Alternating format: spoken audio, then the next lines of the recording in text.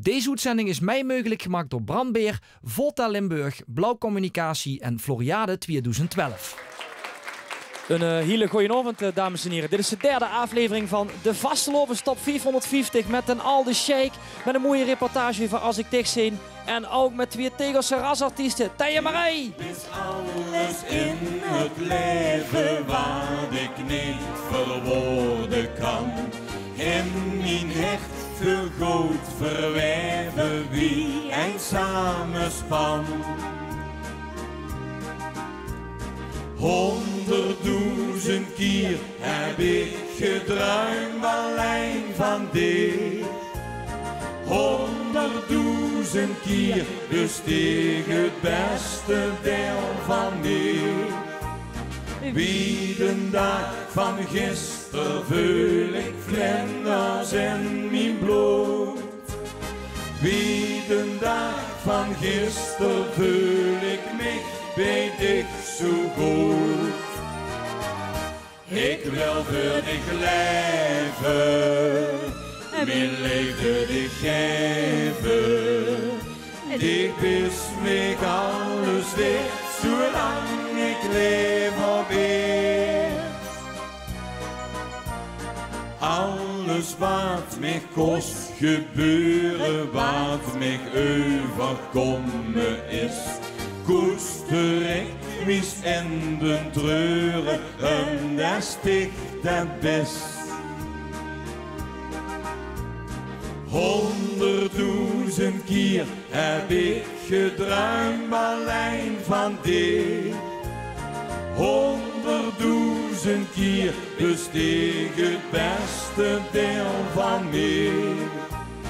Wie de dag van gisteren vul ik vlinders in mijn bloed. Wie de dag van gisteren vul ik niet, weet ik zo goed. Ik wil voor dich leven, mijn leven dich geven. Dich is mij alles weer, zolang ik leef op eer. 100.000 keer heb ik gedruimd alleen van dit. 100.000 keer besteeg het beste deel van mij. Wie de dag van gisteren vul ik vlinders in mijn bloed. Wie de dag van gisteren vul ik mij, weet ik zo goed.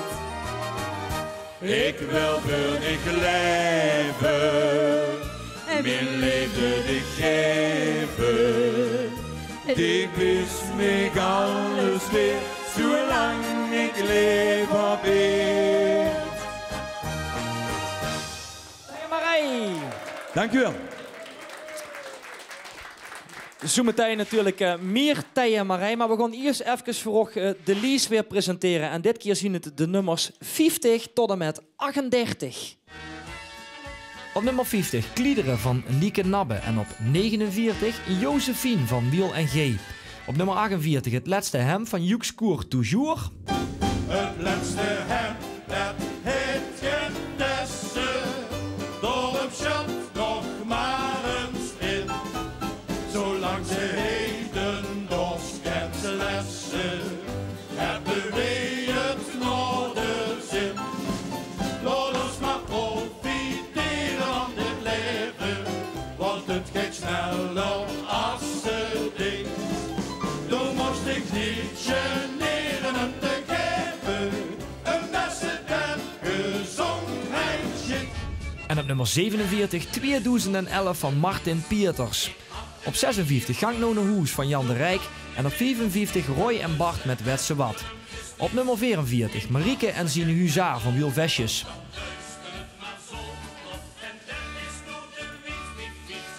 En op 43 Hannelore met Joetse Jatsen.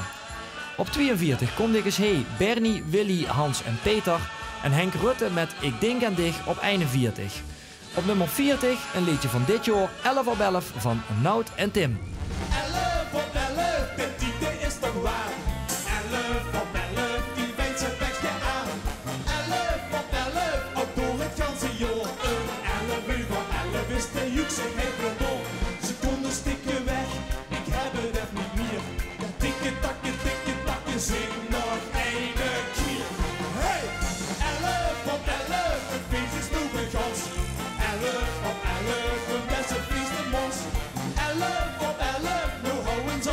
is 11 uur voor 11, wie ze 12 uur voor 1. 11 op 11, dit liedje is toch waar. 11 op 11, die veet zijn bekje aan. 11 op 11, al door het ganse jaar. 11 uur voor 11 is de juk zo gek door. Op nummer 39, een goed Venlo's liedje. Dat is vastelovend van de Drekes.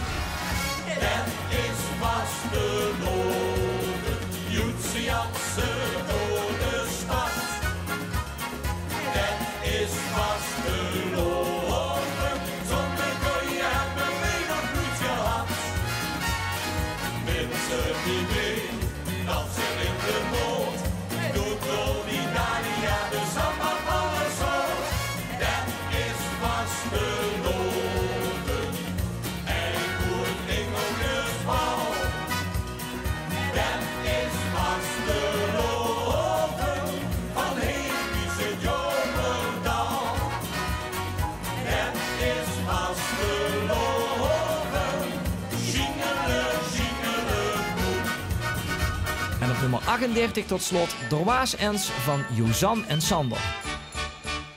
Ja, dat was de Lies. En we hebben deze twee rasartiesten natuurlijk al voorbij zien komen met het liedje Dat is vastelovend. Toch, eigenlijk kennen de mensen ook vooral van andere liedjes, wat we net gezien hebben, maar ook van hun laten. Is het niet vreemd? Want je ziet een van de weinige artiesten die zowel in Tegelen als in Venlo iets betekend hebben. Dat is niet zo'n gebroekelijke combinatie. Nee, maar zingen kent je overal en zeker met de vastelovend. Dus maakt ook niet veel uit. Kan ze zo leggen, wie is het ooit ontstaan? Wie has ze, wanneer ben ze begonnen met vastelovensliedjes zingen? Het klinkt heel vreemd wat ik nu zeg, en dat is vanochtend ook schijnbaar een openbaring voor de mensen die nu Prins Hendrik uitbaten. Hey, op deze plek ben ik begonnen. Dat was Herman Poels, een van de medewerkers van Sounds, die ik ooit heeft gevraagd om mij te beleren op een vastelovensingeltje van het Sven. En in deze zaak ben ik gekoppeld aan Petra Hoebe op dat singeltje. Dus ik heb de eerste 4 jaar in video's met een groepje mensen uit het Sven gezongen. Had ze toen nog niks met Marij? Nee, ik koos Marij als de juffrouw van mijn 2 zoons. Die zat bij hem in de klas, maar voor de rest koos ik Marij niet. Wanneer is de klik gekomen, Marij? Nou, we stonden op een gegeven moment op een vastelovensbal in Tegelen. En toen had ik al een paar keer gezongen. En de maker van de liedjes, die vroeg van... hey, dat is eigenlijk wel raar. Je moet Tegelen zingen in Venlo. Zullen we niet eens wat maken voor u samen? En zo is het gekomen. Wie bent zo, denk ik dan? Zit je ook samen in Venlo begonnen of zit dat weer anders in elkaar? Nee, dat begint in Tegelen en dat is mij en die heeft succes gehad. En de Christen zoals al die anderen, die heeft een microfoon in de hand gehad. En dat vindt ze leuk. En dan komt een winnend liedje uit en het jaar daarna komt er weer een winnend liedje uit en het jaar daarna. En dan langzaam wil ze die grenzen verleggen, maar dan wil ze toch een keer heel graag in dat Jokersriek meedoen. Want dat is toch het walhalla van de vasteloven. En we hebben het gedaan met in eerste instantie dacht ik met 2 Venlose schrijvers, Guus Timmermans en Joep Huibrechts, en wordt het door derde. En toen we jaren met Peter van Akker, wat van geboorte ook in de Venlo neer is, die helaas afgelopen jaar is ontvallen, maar wel in Tegelen woonde, hebben we toen met weer 100 jaar een 2e plek gewonnen bij de Jokers. En zo zijn we in het Venlose terechtgekomen. Aan welke liedjes van die beginperiode, Marij, heb ze de beste herinneringen? Van de beginperiode spreek ik over 93 was een later toch wel het succesnummer. Omdat we daarmee wonnen op het LVK. Wie was dat toen? Want als ik foto's zie van het LVK, dan denk ik van... Tegenwoordig gooien ze er veel meer pieken tegenaan. Tegen die decors en tegen het leeg en zo, of niet? Ja, ik denk dat het een beetje commercieel geworden is. Hè? Door toevoeging van de tv en zo. Dat is iets waar ze natuurlijk kleiner... Het ging zich nog meer om de tekst van een lied en de muziek. Nu gaat het een veel meer. Om alles drom en dran. En... Show, hè? Het is nu een songfestival in het klein geworden. Ja. Het voordeel voor mensen die ook heel graag zien is natuurlijk dat je eigenlijk niet alleen met vastelovend optreedt, zoals sommige artiesten dat wel doen. Sterker nog, in april wordt er gewoon weer een nieuw CD-project van Tije Marij gelanceerd, wordt het ganse uur mee gaat optreden. Nou, omdat we uit de vastelovend kwamen, moesten de eerste CD van ons echt Limburgstalig weer. Dus het moest een tegenhanger van de vastelovend weer. Vandaar dus dat ze kreeg liedjes zoals het Veldboeket, het Kapelke van Geloe en dat soort dingen. Dat heeft dus wel zo gebracht dat we inderdaad naar de vastelovend weer zingen met onze Limburgstalige cd's. En daar gaan we er nu inderdaad een zoveelste exemplaar aan toevoegen. Ter gelegenheid van ons 24-jarig jubileum. 24-jarig jubileum. De meest voor de hand liggende vraag is dan natuurlijk, wie lang gaat je nog door? 3 keer 11? Nee, dat werd ze nooit. In het LVK hebben we destijds duidelijk een moment gehad waarvan we dachten... Dit past niet meer bij ons, hier kunnen we beter een pas op de plaats nemen. En we gaan genieten van alle andere podia in Limburg. En bij het moment van wanneer dat laatste keer op de bühne stond is... Ik denk dat dat zich vanzelf aankondigt. Maar vooralsnog hebben we veel optredens en genieten we er zelf heel erg van. De mensen genieten ervan. Dus voorlopig gaan we nog wel even door. Maar misschien kan zich mij waarschuwen als het zoiets is. Oh, dat zul ik niet eens durven, Tij. Je gaat dadelijk nog een keer dat een chique liedje laten voor ons zingen. Je blijft dadelijk ook nog even zitten voor een quizje. Dat zal voor ook nog een aardige opgave weer. Dames en heren, Tij en Marij. En dan wandel ik even voorzichtig naar de andere kant van de zaal. Want er staat onze vastelovens DJ Fred Honig. Die ook met minstens één, maar misschien zelfs wel 2 liedjes in de vastelovens top 100 staat. Hebben we wat te vertellen over Tegelse liedjes? Wat zijn de meest opvallende dingen? Nou, heel weinig, want ik ben er niet zo goed in toe. Wist ik niet zo goed toe zijn Tegelse liedjes, Fred Honig? Foei. Erg, hè? Ja, sorry. Dan kon ik even naar de vastelovens professor toe. Die heeft me steeds Fimba van der Veen. Overigens, als je denkt van, waarom prottig een dialect? Dat kent die jong gewoon niet. Dat kent hij niks aan doen, maar hij weet wel heel veel. Fimba, even, Tij en Marij, leg even uit. Wat hebben ze betekend voor vastelovend? Nou ja, volgens mij ten eerste als je Tegelen zegt, zeg je automatisch Tij en Marij. Dat ten eerste. En ten tweede, die mensen hebben al zo lang op de bühne gestaan, op het LVK, overal hier de hele provincie door. Nou, die stralen zo'n vastelovend uit. Geweldig dat we ze überhaupt hier hebben vanavond. Ja. Is het überhaupt niet zo dat ze... zijn er niet gewoon Limburgse artiesten? Je zegt Tegelse artiesten hebben in Venlo gezongen en Tegelen, maar ze worden door heel Limburg gevraagd. Is het niet een beetje het W3 Tij en Marij effect, zeg maar? Ja, zo kun je het ook zien, maar dan nog, ze blijven Tegelse mensen verder. En daar mogen ze toch ook trots op zijn, denk ik zo. Lijkt mij ook. Inmiddels heeft de DJ... Heeft ze toch wat tegels gevonden, Fred? Wat is dit? Nou, dit klinkt al goed. Kennen we dit? Ja, deze ken ik wel, ja. Kent het publiek dit ook?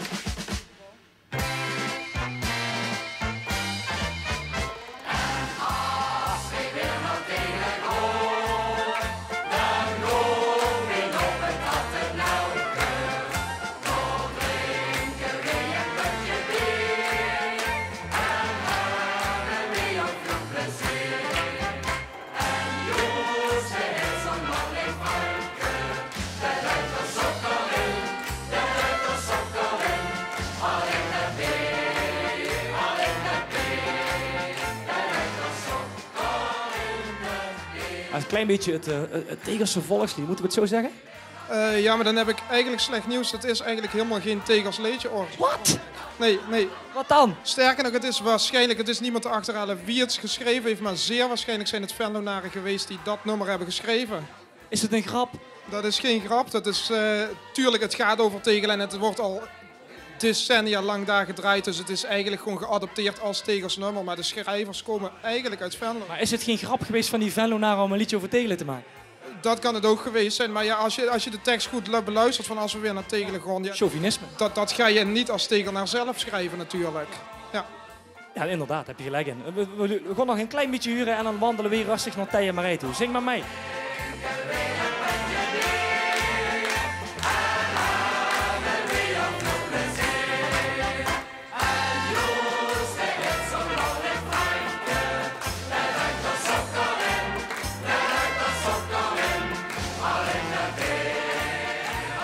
Ja, het is voor gesneden ook natuurlijk, dat soort liedjes.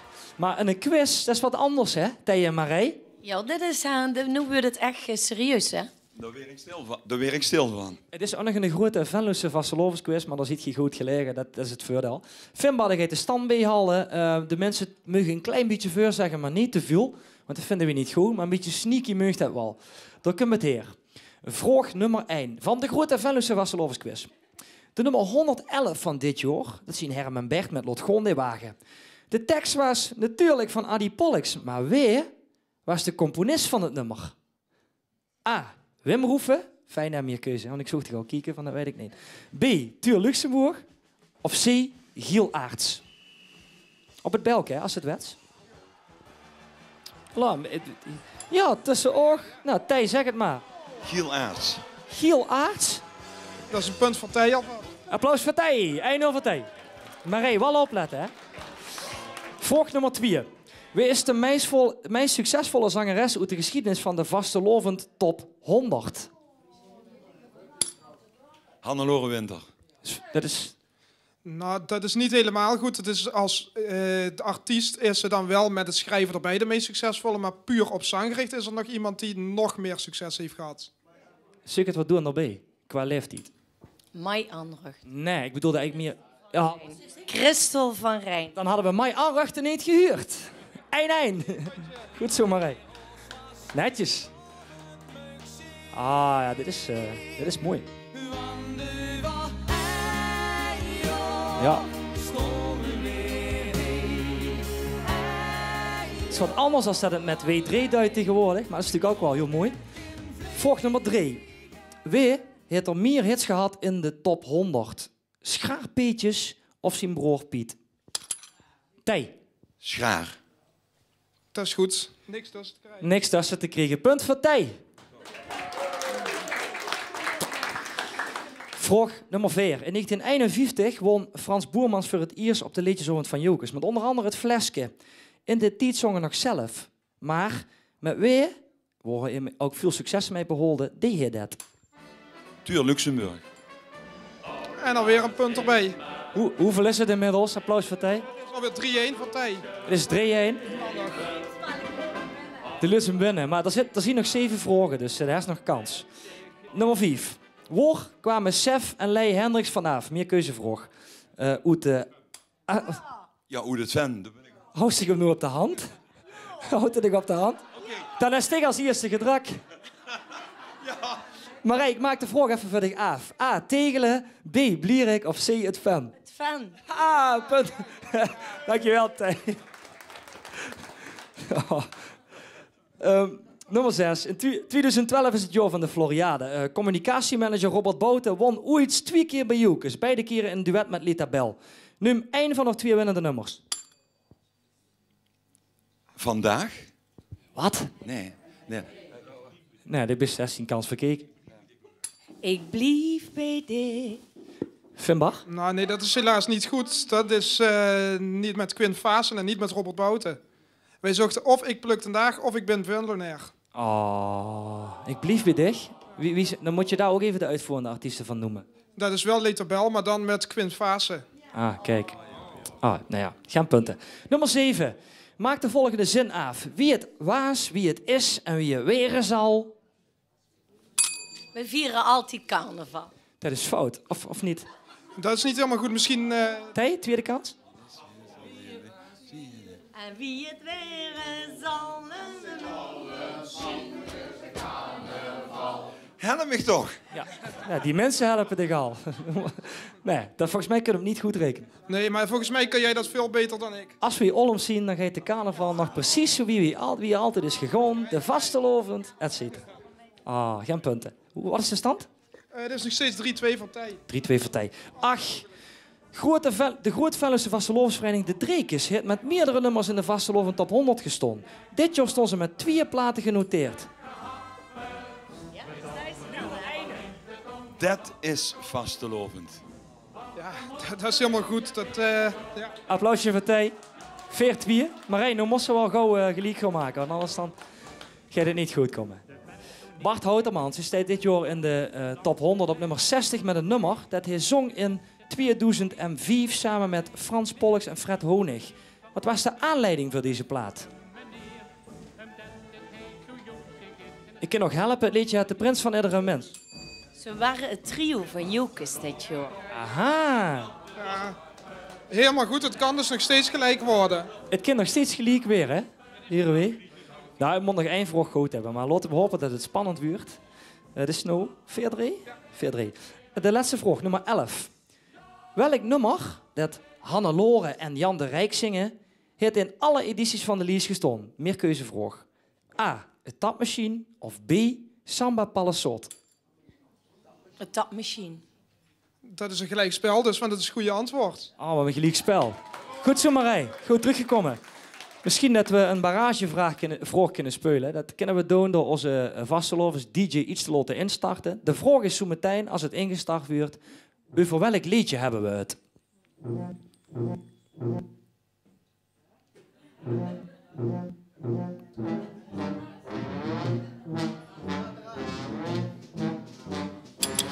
De Nataraaf. De overwinning is voor jou, Marij. Dames en heren, de winnaar van de quiz, Marij. Marij, eeuwige roem. Een gleesje beer op kosten van de organisatie van ons dus.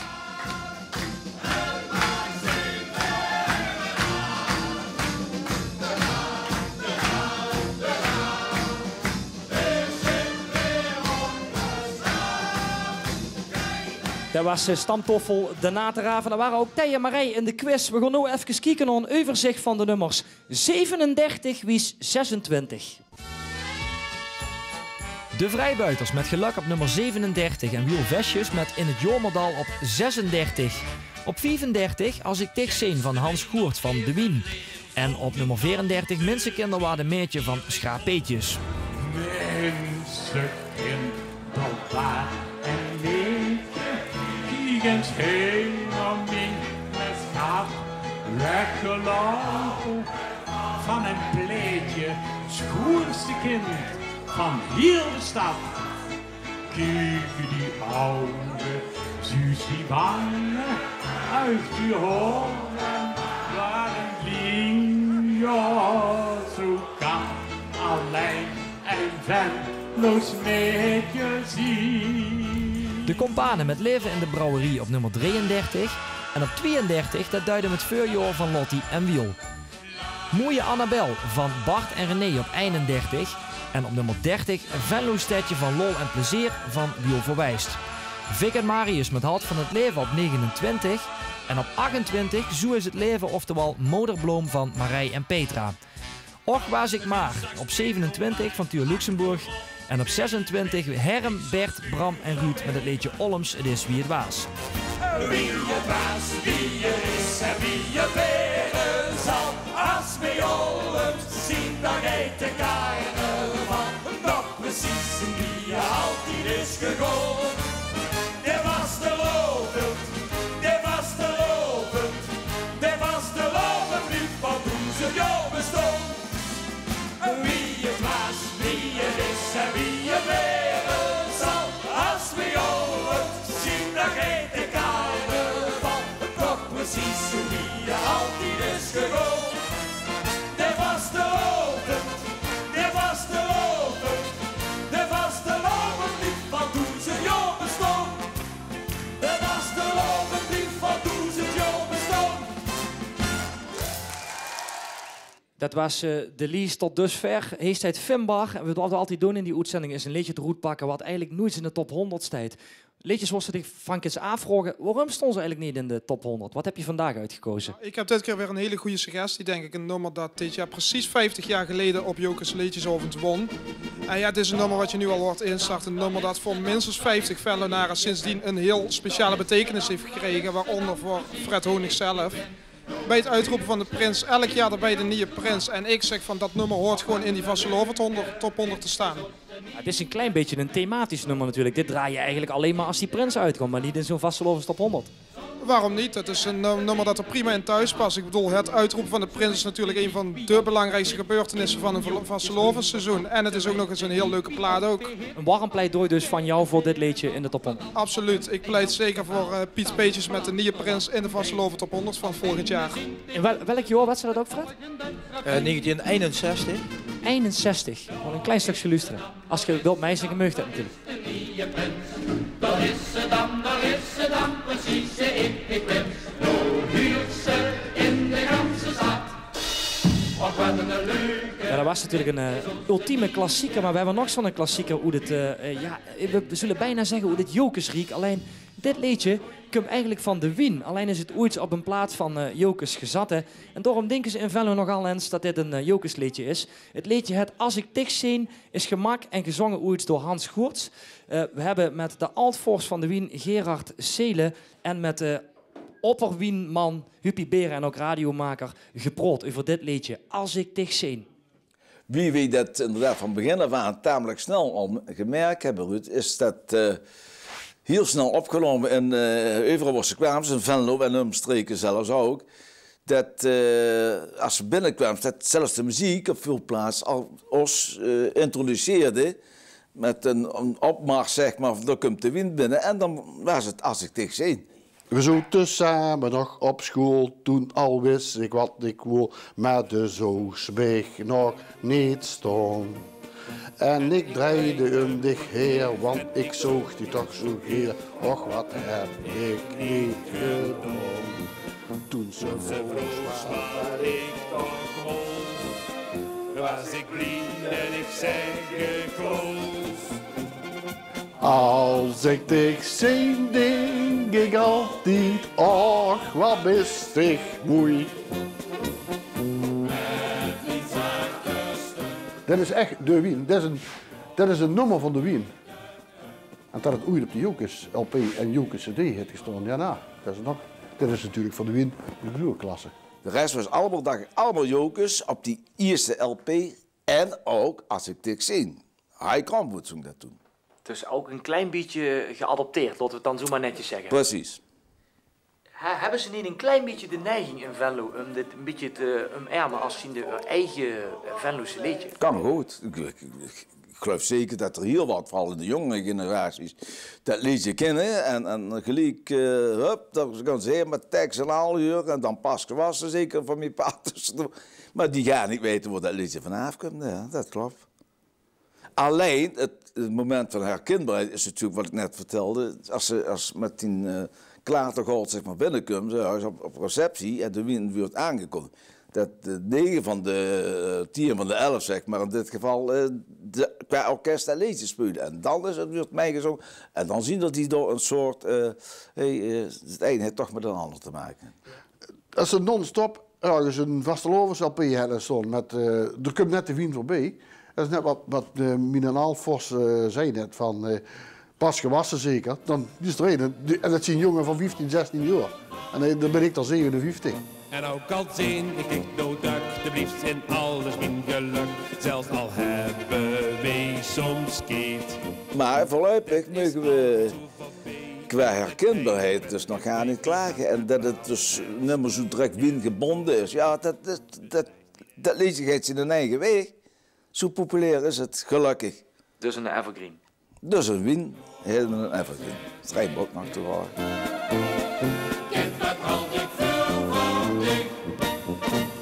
Ja, dat was het liedje van de Wien. Als ik dich zie, inmiddels aan de bar aangeschoven Sef Derks.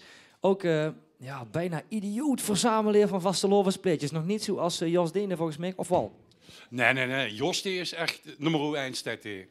Die is altijd onderweg voor plaatjes. En ik ben wat minder. Maar ik hou natuurlijk ook van de Venlose vasteloven op vinyl. En dan de groot Venlose vasteloven op vinyl. Maar als ze Vendo uit verzameld is, hebben ze het Schoenen Tegelen, hebben ze het Ven, hebben ze Blierik. Dan hebben ze al die weekverenigingen. En hoe het intellijk is dat een enorme grote collectie.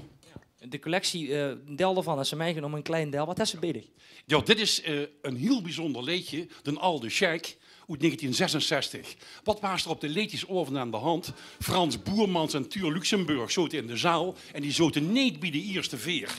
En dat was natuurlijk voor meneer Luxemburg en meneer Boermans een enorme teleurstelling. En toen hebben ze bij Telstar zelf de 2 inzendingen voor eigen portemonnee opgenomen. En dat is een Alde Sheik die 69 vrouwen heeft, maar er toch nog eentje neemt. Maar die dan een opstand kreeg in zijn harem, omdat er niet helpt met een afwas, maar ook dat zijn libido wat achteruit gaat. En dat is een prachtig mooi hoesje, getekend door Piet Kamps. Daar zit een man met een beetje rode konen. En die vrouwen die kijken hem zo priemend aan in de rak en dat is de Alde Sheik. En was dit het liedje wat ze ook ingestuurd hadden dat jaar naar de liedjesoven? Of is dit echt iets wat nog loog of al gemaakt was of zo? Nee, dat hadden ze ingezonden. Maar dat was, ik geloof, 6 of 7 geëindigd. En hij staat ook op, het is gedaan. Dat is de B-kant van dit nummer, van dit plaatje. En het is gedaan is natuurlijk toch een evergreen geworden. We hebben het over nummers die van generatie op generatie wieren. Maar dus in dat jaar 1966, geen nummer van Boermans in Luxemburg, tot een grote teleurstelling. Maar op dat EP'tje dat toen uitgekomen is van de Jokers, stijgt wel een nummer op van meneer Pollux, de Snurker. En de Snurker, dat is het eerste liedje waarin de problemen in het huwelijk, in het homohuwelijk werden besproken. Want namelijk, ik ben met een snurker getrouwd, zingende man. Ik ben met een snurker getrouwd, dus niet met een snurkster. Toen al, de problematiek in het homohuwelijk. En misschien tot deuren ook Frans Boermans en Tuur Luxemburg een ander huwelijk, een polygaam huwelijk, op de plaat hebben gezet. 70 vrouwen had den oude sheik van El Alamein. 70 vrouwen. Dat was super progressief eigenlijk. Super natuurlijk. Maar dat is tussen de ganse vasteloven door dat dingen die nog niet zich helemaal ontwikkeld hebben in de samenleving, al in die liedjes bezongen werden. Dankjewel, Sef. Wat komt ze morgen mee? Terwijl Thea en Marij, die kunnen rustig naar de bühne lopen. Want we gaan vanochtend nog wat huren. Wat hebben ze morgen? Morgen de allereerste plaat ooit gekomen op 78 toeren. Het onvergankelijke, de tijd ontstegen Schingeleboem, gezongen door Felix Pieters. Jong gestorven, maar dat is een opname uit de Prins van Oranje, 54 of 54. Dames en heren, Sef Derks.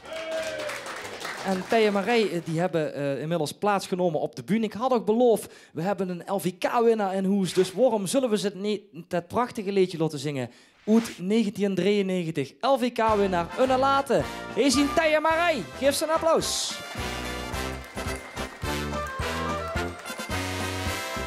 Jo, ik schravel mich er lekker door en kijk beslist niet op een oog. Geluid maar dat zo lang door mensen zien, ik verluip, ik niet verdwien.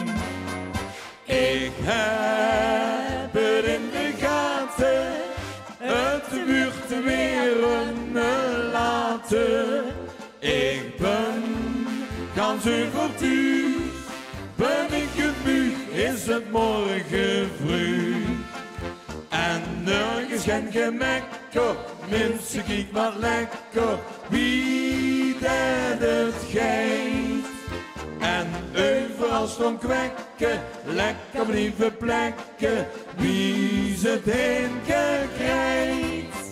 Ik heb het in de gaten, het wordt weer een later.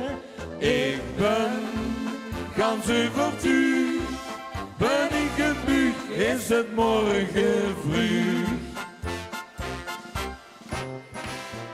Al vroeg het boete. En daarmee zien we Horst aan het eind gekomen van deze uitzending. De derde inmiddels alweer van de Vastelovens top 554 op televisie. Morgen Ben Verdelle, W3, Schingeleboem, Joke Tieuwe en natuurlijk de nummer 1 van de top 554. Maar zeker weer kijken. Het wordt weer een later. Ik ben ganz over thuis, ben ik het moe, is het morgen vroeg. En nergens geen gemekker, mensen kijk wat lekker, wie dat het geeft. En overal stond kwekken, lekker brieven plekken, wie ze het heen krijgt. Ik heb het in de gaten, het wordt weer een later. Ik ben ganz over thuis, ben ik het nu, is het morgen vroeg. Ik heb het in de gaten, het wordt weer een later. Ik ben ganz over thuis, ben ik het nu, is het morgen vroeg. En nergens geen gemekker, mensen kijk wat lekker, wie dat het geeft. En overal stond kwekken, lekker brieven plekken, wie ze het heen krijgt.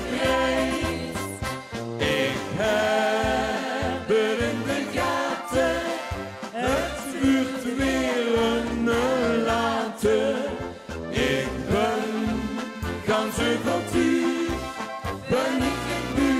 is het morgen vroeg. Ben ik in buurt, is het morgen vroeg.